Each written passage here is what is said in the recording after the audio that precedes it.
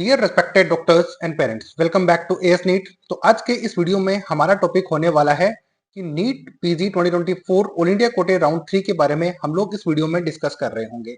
अब डिस्कस करने का मतलब ये है कि कौन से स्टेट के लिए रजिस्ट्रेशन ओपन हुए हैं, इसके अलावा कहाँ पे आपके पास ऑप्शन अवेलेबल है, इसके अलावा ऑल इंडिया कोटे राउंड 3 प्लस स्टेट्स के राउंड 3 या फिर जो भी राउंड अभी चलेगा आफ्टर द कट ऑफ रिवाइजेशन, उसके बाद में जितनी भी चीजें होंगी उसके लिए आपको कौन से डॉक्यूमेंट्स की जरूरत पड़ेगी, अगर तो आपको कॉलेज अलॉट हो जाती है तो आपको कौन से डॉक्यूमेंट्स की जरूरत पड़ेगी। इन सभी बातों के ऊपर हम लोग इस वीडियो में डिस्कस करने वाले हैं। कौन एलिजिबल है, कौन नहीं है, जिनको कि फर्स्ट राउंड, सेकंड राउंड या फिर इनमें से किसी भी राउंड में कॉलेज अलॉट हो भी गई है तो उनके पास क्या ऑप्शन अवेलेबल है। तो इन सभी पॉइंट्स के बारे में इस वीडियो में हम लोग डिस्कस कर रहे होंगे। तो ये वीडियो आपके लिए बहुत ज्यादा इंपॉर्टेंट होने वाला है, तो ध्यान से इस वीडियो को देखना। और अभी रजिस्ट्रेशन की बात जब हम कर रहे हैं तो अभी एक दो दिन के अंदर या फिर हो सकता है कि जब तक आप ये वीडियो देख रहे हो तब तक रजिस्ट्रेशन के बारे में शेड्यूल एमसीसी ने पब्लिश कर दिया हो या फिर बाकी स्टेट्स ने भी पब्लिश कर दिया है। कौन से स्टेट ने पब्लिश किया है वो इस वीडियो में मैं आपको दिखाई दूंगा। जिन जिनका हुआ है इससे पहले, बाकी जिन स्टेट ने किया हुआ है ओपन या फिर एक्सटेंड किया है, उनका मैं ऑलरेडी वीडियो बना चुका हूं। तो अगर तो आप इस चैनल को सब्सक्राइब करके रखते हो या फिर चैनल पे नए हो, अगर सब्सक्राइब नहीं किया हुआ तो प्लीज पहले सब्सक्राइब कर लीजिए, क्योंकि जितनी इन्फॉर्मेशन हम आपको दे पाएंगे टाइम से पहले यहाँ पर आपको अवेलेबल हो जाती है, जिसकी आपको जरूरत होती है। टाइम से पहले आपको ये बता चुके होते हैं कि क्या एक्टिविटीज होने वाली है आने वाले टाइम के अंदर। तो सब्सक्राइब कर लीजिए, लाइक जरूर करना, ज्यादा से ज्यादा शेयर जरूर करना चैनल को, क्योंकि जितना ज्यादा ये चैनल ग्रो होगा उतनी बेटर क्वालिटी और कंटेंट हम आपको प्रोवाइड करवाने की कोशिश करेंगे। सबसे पहली चीज, मैंने यहाँ पर ब्राउचर ओपन कर रखा है। जैसे कि आपने देखा होगा कि यहाँ पर आप देखोगे तो नीट पीजी 2024 के लिए जो इन्फॉर्मेशन बुलेटिन है वो मैंने ओपन किया हुआ है। इसके थ्रू मैं आपको समझाने की कोशिश करूंगा कि राउंड 3 में कौन एलिजिबल है और कौन नहीं है, इसके अलावा और किस स्टेट ने रजिस्ट्रेशन ओपन किए हैं उसके बारे में मैं आपको थोड़ा सा समझा दूंगा। तो सबसे पहले मैं आपको ये बता देता हूँ राउंड 3 जो स्टार्ट होगा उसके लिए क्या क्या आपके पास ऑप्शन अवेलेबल हो सकेंगे। तो एलिजिबिलिटी क्राइटेरिया फॉर राउंड 3 के लिए मैं थोड़ा सा समझा देता हूँ। सबसे पहले यहाँ पर आप चेक करो, ये एलिजिबिलिटी क्राइटेरिया है। तो fresh registration with payment of the registration fees for round 3। तो जिन्होंने अभी तक कोई भी रजिस्ट्रेशन नहीं किया है, यानी कि जो अभी क्वालिफाई नहीं थे, उनको रजिस्ट्रेशन करना है तो रजिस्ट्रेशन फीस पे करनी पड़ेगी। साथ में आपको सिक्योरिटी अमाउंट, जो कि आपका हो सकता है government colleges plus private college के अकॉर्डिंग अलग अलग हो सकता है। प्राइवेट इन द सेंस कि आप जिन यूनिवर्सिटीज के लिए जा रहे हो तो उसके लिए आपको अलग से चार्जेस देने पड़ेंगे। तो fresh and new registration in round 3 for those candidates. तो फ्रेश रजिस्ट्रेशन कौन कर सकते हैं? जिन्होंने कि अभी तक राउंड फर्स्ट और राउंड 2 में रजिस्ट्रेशन नहीं किया, क्योंकि और या फिर फीस पेमेंट नहीं की क्योंकि वो एलिजिबल नहीं थे, यही उनका रीजन था। दूसरी चीज ये है कि जिन्होंने रिजाइन कर दिया है राउंड 2 में, जिनको सीट मिली थी लेकिन राउंड 2 के अंदर या फिर फर्स्ट के अंदर जिन्होंने सीट छोड़ दी है, रिजाइन कर दी है, तो अब उनको फ्रेश रजिस्ट्रेशन करने की जरूरत है राउंड 2 के अंदर। क्योंकि फर्स्ट राउंड तो फिक्स्ड था, तो उसमें आपने रिजाइन किया हो या फिर छोड़ दिया हो उससे कोई फर्क नहीं पड़ेगा। लेकिन अभी तक जिन्होंने राउंड 2 में सीट ली हुई है और जिन्होंने रिजाइन कर दिया, तो उनको फ्रेश आपको रजिस्ट्रेशन करना पड़ेगा, सिक्योरिटी मनी आपको फिर से जमा करवानी पड़ेगी, क्योंकि जो आपने करवाई थी वो तो फॉरफिट हो चुकी है, सीट मिलने के बाद में आपने छोड़ दी है। अब चेक करो कि who registered in round 2 and exit the forfeiting of the fees joining in can be fresh payment and registration, जो कि मैंने अभी आपको बताया कि उनको फ्रेश तरीके से अपनी फीस और पेमेंट करना होगा ताकि वो नेक्स्ट राउंड में पार्टिसिपेट कर पाए।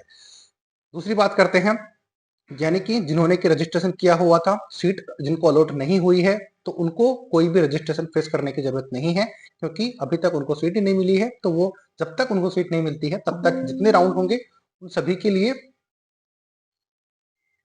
तो जब तक उनको सीट नहीं मिल जाती तब तक वो एलिजिबल ही रहेंगे हर एक सीट के लिए, हर एक राउंड के लिए। तो ये है कि उनको फ्रेश रजिस्ट्रेशन नहीं करना है। तो ये कंफ्यूजन भी बहुत सारे स्टूडेंट्स को था कि सर हमने तो ऑलरेडी रजिस्ट्रेशन किया हुआ है, तो क्या हमें फिर से करने की जरूरत है या फिर नहीं है। तो आपको समझ में आ गया होगा कि जिनको रजिस्ट्रेशन सीट, यानी कि जिनको फर्स्ट राउंड सेकंड राउंड में कोई सीट नहीं मिली है, रजिस्ट्रेशन तो ऑलरेडी उनका है तभी तो सीट नहीं मिली, और अगर नहीं मिली है तो आप एलिजिबल हो, कोई भी प्रॉब्लम वाली बात नहीं है। यहाँ पर ध्यान रखना, लेकिन चॉइस फिलिंग आपको फेस करनी पड़ेगी, चाहे तो आपको सीट मिली हो या फिर ना मिली हो, चाहे आप ग्रेड में जा रहे हो, किसी भी तरीके से जा रहे हो, आपको चॉइस फिलिंग करनी पड़ेगी, ये मस्ट है। वो पहले वाली कंसिडर नहीं करेंगे क्योंकि वो नल एंड वर्ड हो चुकी है। फिर उसके बाद में रिजल्ट पब्लिश होता है, ये चीजें मैंने समझा दी है आपको। फिजिकल रिपोर्टिंग वगैरह करनी पड़ेगी, तो ये कोई खास बात नहीं है, ये मैं आपको समझा ही दिया था कि जब कॉलेज मिल जाती है तो ऑब्वियसली रिपोर्ट तो करना ही पड़ेगा। तो ये चीज थी। अब आ जाते हैं कुछ और इम्पोर्टेंट टॉपिक के ऊपर, जो कि पेज नंबर, ये जो चीजें मैंने बताई 35 पेज नंबर के ऊपर थी, अभी 38 नंबर पेज के ऊपर मैं आपको ये भी समझा देता हूँ कि क्या चीजें आपको ध्यान में रखनी चाहिए, डॉक्यूमेंट्स कौन सी की जरूरत पड़ेगी, वो मैं आपको थोड़ा सा समझाने की कोशिश करूंगा। अब क्योंकि एमसीसी का जो ब्राउचर है उसी से आपको समझाना जरूरी है, अदरवाइज आपको प्रॉब्लम ये होती है कि हो सकता है कि चीजें ऑथेंटिक ना हो। तो यहाँ पर डॉक्यूमेंट्स की जरूरत पड़ेगी, तो कौन से डॉक्यूमेंट्स की जरूरत पड़ेगी, एसेंशियल और नॉन एसेंशियल, यहाँ पर हम बात कर रहे होंगे। जैसे कि if the candidate is satisfied, यानी कि जिन्होंने सीट मिल गई है, जो लेना चाहते हैं, तो उनके लिए जरूरत है कि allotment letter issued by MCC. तो एमसीसी जो अलॉटमेंट लेटर इशू करेगी उसकी जरूरत पड़ेगी, जो कि एक एसेंशियल डॉक्यूमेंट है। बाकी जो जो एसेंशियल है, यानी कि जिनके बिना एडमिशन नहीं हो सकता, उनके आगे एसेंशियल लिखा हुआ है, बाकी चीजें मैं आपको बता दूंगा। तो फर्स्ट डॉक्यूमेंट ये हो गया। सेकंड डॉक्यूमेंट है तो एडमिट कार्ड आपका जो होना चाहिए वो आपके पास होना चाहिए, जो कि एनबी से आपके पास आया था वो आपके पास होगा ही। रिजल्ट या फिर रैंक लेटर भी आपके पास होना चाहिए, उसके बेसिस पर ही आपको पता चलेगा, क्योंकि रैंक कार्ड तो ऑब्वियसली आपके पास में होगा ही। मार्कशीट होनी चाहिए, क्योंकि जो कि first MBBS first year, second year, third year professional examination की आपके पास जो है मार्कशीट होनी चाहिए, जो कि ऑब्वियसली होगी ही। बट ये एडमिशन के टाइम पर आपको जरूरत पड़ेगी, तो इनको साथ रखना काफी ज्यादा जरूरी है। एमबीबीएस डिग्री सर्टिफिकेट की जरूरत पड़ेगी, जो कि एक दूसरा एसेंशियल पॉइंट है। फर्स्ट एसेंशियल पॉइंट जो था अलॉटमेंट लेटर है, उसके बिना तो क्या पता चलेगा कि आपको सीट मिली है या फिर नहीं मिली है। दूसरा है कि एमबीबीएस की डिग्री होनी चाहिए, ये आप सब लोग जानते ही हो। और बाकी इंटर्नशिप कंप्लीशन सर्टिफिकेट, उसकी भी जरूरत पड़ती है। तो ये बाकी इसकी क्या टर्म्स एंड कंडीशन है वो आप पढ़ ही लेना। बट अगर तो आपके पास वो डॉक्यूमेंट है ही नहीं, तो टर्म्स एंड कंडीशन पढ़ने का क्या फायदा है। बट ऑब्वियसली आप अगर यहाँ पे चीजें कर रहे हो तो ये डॉक्यूमेंट्स आपके पास होंगे ही। बट एक आपको आइडिया नहीं है, इसके अलावा तो सारे डॉक्यूमेंट्स आपके पास होंगे ही। कुछ और डॉक्यूमेंट्स हैं जो कि एसेंशियल हैं, उनको अपन देख लेते हैं आगे, उसको मैं थोड़ा सा आपके सामने डिस्कस करता हूँ।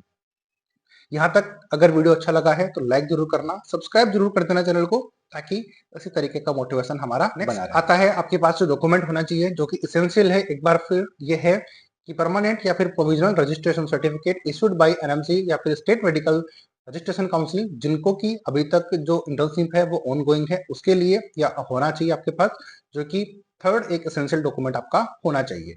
तो हाई स्कूल सर्टिफिकेट आपके पास होना चाहिए। आईडी प्रूफ के लिए, यानी कि डेट ऑफ बर्थ के प्रूफ के लिए आपके पास ये एक और एसेंशियल डॉक्यूमेंट होना चाहिए। तो इस तरीके से एसेंशियल डॉक्यूमेंट्स आपको पता चल गए। नेक्स्ट आता है कैंडिडेट को जो अलॉट हो जाती है कॉलेज, तो वहां पर एक आईडी प्रूफ चाहिए होगी, जो कि ओरिजिनल होनी चाहिए। अब वो आईडी प्रूफ कौन सी हो सकती है, यहाँ पर पैन कार्ड हो सकता है, driving licence, voter ID, passport या फिर आधार कार्ड, इनमें से कोई भी हो सकता है। और कुछ आपके पास हो ना हो, आधार कार्ड आपके पास जरूर होगा और वोटर आईडी आपके पास जरूर होगी। तो यहाँ पर आप इनको लेके जा सकते हो एज ए आईडी प्रूफ के रूप में, तो ये आपके लिए काम आ सकते हैं। लेकिन ध्यान रखना, एसेंशियल चीजें ये है जो कि मैंने आपको समझा दी हैं। इसके अलावा किस किस चीज की जरूरत पड़ेगी ये आप चेक करो। दूसरा एसेंशियल चीजें क्या आ रही हैं, SC ST सर्टिफिकेट, जो SC ST कैटेगरी से हैं तो उनको SC ST का सर्टिफिकेट की जरूरत पड़ती ही है, वो आप सब लोग जानते हो। इसके अलावा AWS सर्टिफिकेट, ये भी आप जानते हो, हिंदी इंग्लिश दोनों लैंग्वेज में होना चाहिए। अगर ऐसा होगा तो आपके लिए ज्यादा फायदा रहेगा। तीसरी चीज आती है ओबीसी सर्टिफिकेट, अगर आपका ओबीसी से है तो वो सर्टिफिकेट भी जो बनता है वो आपके पास होना चाहिए। तो ये भी एसेंशियल चीज थी। तो ये तीनों एसेंशियल चीजें हैं, ये बात आप जानते होंगे और समझ रहे होंगे कि इस एसेंशियल चीजों जरूर आपके पास होनी चाहिए, अदरवाइज यहाँ पर आपको प्रॉब्लम हो सकती है।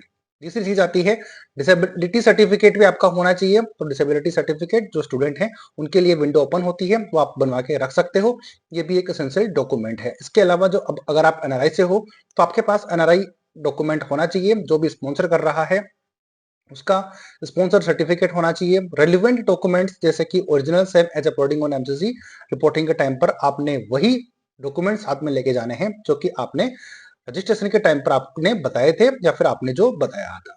इसके अलावा जो जरूरी चीजें थी वो मैंने आपको सारी समझा दी है, कितने एसेंशियल डॉक्यूमेंट्स है, कितने एसेंशियल नहीं थे। तो 1 2 यहाँ पर आप चेक करो, 3 4, अब ये कैटेगरी के अकॉर्डिंग है, तो ये यहाँ पर काउंटिंग करेंगे तो ज्यादा हो जाएंगे। बट अगर तो आप SC कैटेगरी से हो, मान लेते हैं कि अगर आप SC कैटेगरी से हो तो आपको ओबीसी सर्टिफिकेट की जरूरत नहीं पड़ेगी, ना AWS डॉक्यूमेंट की जरूरत पड़ेगी। तो इन दोनों को काउंट करने का कोई फायदा नहीं है, ये बात आपको समझ में आ रही होगी। अब आ जाते हैं दूसरी बात के ऊपर। ये मैंने आपको यहाँ तक अगर आपने वीडियो देखा है तो आपको ये भी समझ में आ गया है कि कौन एलिजिबल है, कौन एलिजिबल नहीं है। इसके अलावा कौन कौन से रूल हैं, पार्टिसिपेट कर सकते हैं, किन डॉक्यूमेंट्स की जरूरत पड़ सकती है, वो मैंने आपको समझा दिए हैं सारी चीजों के बारे में। तो यहाँ तक आपको चीजें अच्छी लगी होंगी। अब आ जाते हैं एमपी स्टेट के ऊपर, जिन्होंने की अपने रजिस्ट्रेशन की विंडो ओपन करी हुई है और कब से कब तक है वो मैं आपको थोड़ा सा दिखाने की कोशिश कर। यहाँ पर अगर आप एमपी स्टेट से हो तो आप सब लोग जानते हो कि एमपी स्टेट की जितनी भी नोटिफिकेशन आते हैं वो प्योर हिंदी में होते हैं और सबसे बेस्ट हिंदी यहीं पे बोली जाती है, तो ये आप जानते होंगे।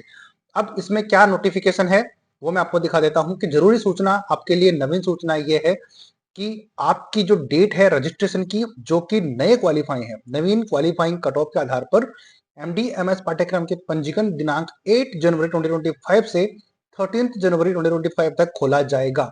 तो ये ध्यान रखना, आज 8 ऑफ जनवरी 2025 है, तो मैं आपके लिए वीडियो शूट कर रहा हूँ।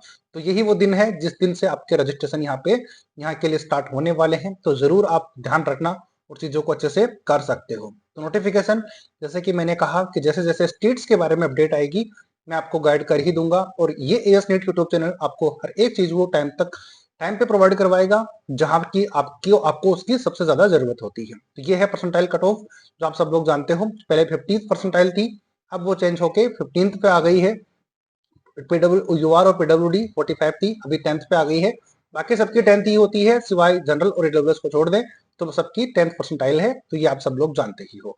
तो ये थी कंप्लीट डिटेल आपके रजिस्ट्रेशन से लेकर एलिजिबिलिटी के आधार पे, और रजिस्ट्रेशन कहाँ के लिए ओपन है उसको भी मैंने यहाँ पर अच्छे से समझा दिया है।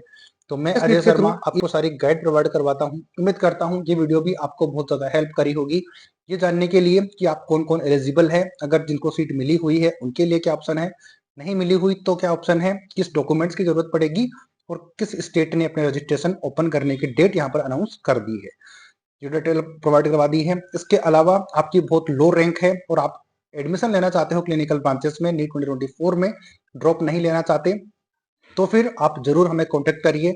कॉन्टेक्ट नंबर स्क्रीन के ऊपर डिस्क्रिप्शन बॉक्स में आपको मिल जाएंगे। तो आपको हम अच्छे तरीके से गाइड कर पाएंगे और कोशिश करेंगे कि इस साल आपको कॉलेज मिल पाए। मिलेंगे नए अपडेट नए वीडियो के साथ, तब तक जय हिंद जय भारत।